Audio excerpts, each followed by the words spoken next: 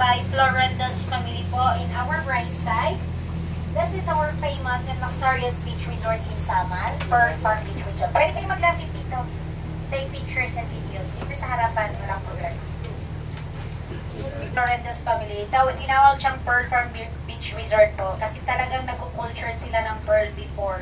Sa time sa Aguinaldo's family po. But Aguinaldo's family, they decided na ibenta yung place kasi po nagkukultured sila before ng Pearl. Hindi na kasi nagproduce ng maayos. Kaya they decided na iba. So, more or less, nasa 20 to 21,000 kung weekdays. Kung weekend, nasa 23 to 24,000. Good for the overnight stay.